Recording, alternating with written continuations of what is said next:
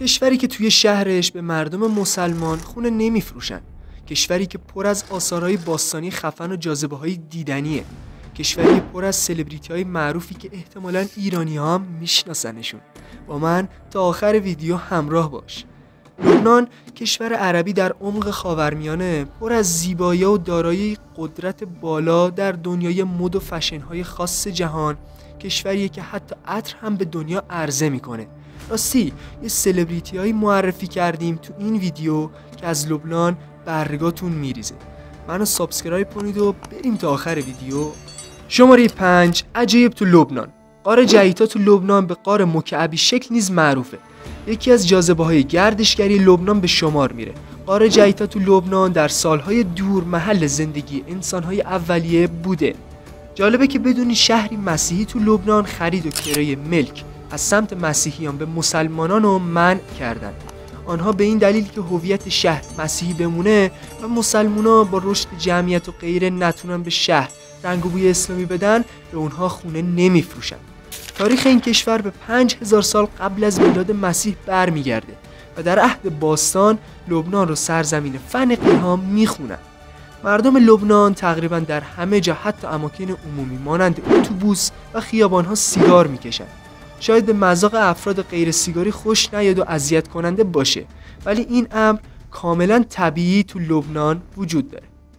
شماره 4، جاذبه‌های دیدنی لبنان. بانوی مقدس یا زیارتگاه کلیسای هریسا در ستایش حضرت مریم مقدس تو لبنان برپا شده. مجسمه عظیم مریم مقدس رو به دریا قرار گرفته و خیلی قشنگه. محوطه زیارتگاه و کلیسا یکی از جاهای دیدنی پرطرفدار لبنان به شمار میره. حمام‌های رومی. جالبه که بدونید در میان جاهای دیدنی لبنان به حمام‌های رومی هم میرسید. این حمام‌ها یادگار رمان بادز، رومی‌ها و حضور رومی‌ها در این منطقه هستند. اینجا محل جمع شدن رومی‌ها در شهر بوده، ولی اکنون سال‌هاست که دیگر نمی‌شود به عنوان حمام از اون استفاده کرد. حمام‌های رومی بیروت به 4 بخش تقسیم شده که امروزه در یکی از این بخش‌ها اجراهای هنری برگزار میشه. ولی خب شما کشوری رو دیدین که آداب و رسومش از یه نون شروع شه؟ بله، یه نون. بریم ببینیم، اما قبلش این ویدیو رو لایک کنید. شماره 3، آداب و رسوم در لبنان. شما لبنانی نیستید مگر اینکه نان پیتا رو با هر چیزی، حتی نوتلا، بخورید.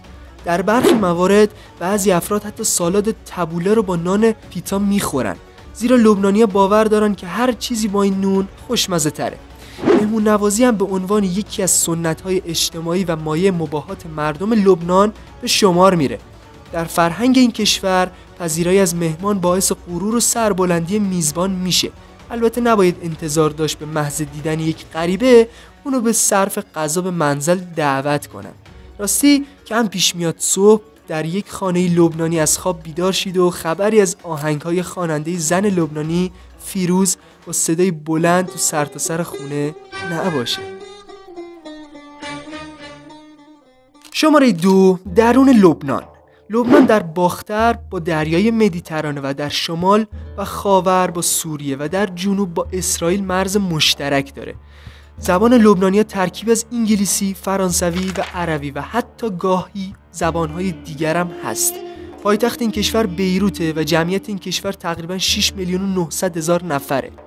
بزرگترین صنایع و صادرات لبنان در سال 2019 عبارتند از جواهرسازی، مقام 5 جهان، پتروشیمی، مد و فشن، 8مین صادرکننده عطر و لباس مجلسی، محصولات برقی مثل ژنراتور، صنایع غذایی، صدور آجیل 110 کشور جهان می باشد.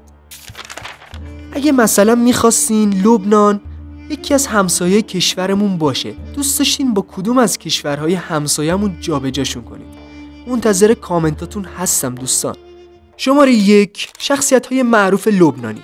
ونورت میلر، بازیگری که تو فیلم فرار از زندان نقش ایفا کرد، مادرش روسی فرانسویه و پدرش لبنانی. شکیرا، خواننده مشهور کلمبیایی، اصلیتی عرب داره. پدر او هم لبنانیه. او بیشتر از اصلیت لبنانی خود بارها سخن گفته بود. او همچنین مقطع‌هایی به زبان عربی هم خوانندگی کرده. راغب علامه. راغب متولد 1962 میلادیه و یکی از معروفترین خواننده‌های عربه که شهرت جهانی داره که یه ترک بسیار معروفش هم اینه.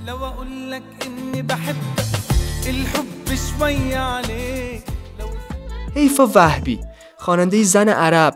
حیفا وهبی اهل کشور لبنان و متولد 1976. او علاوه بر خوانندگی در مدلینگ و مارس و بازیگری نیز بسیار خود صاحب سبکه. نانسی نبیل اجرم، خواننده زن عرب موفق، در سال 1983 در لبنان چشم به جهان گشود. این خواننده مشهور در سبک پاپ فعالیت میکنه. و در آخرم میرسیم به میا خلیفه که فقط لجندا میشناسنش که ایشون هم متولد 1993 تو لبنان به دنیا آمده.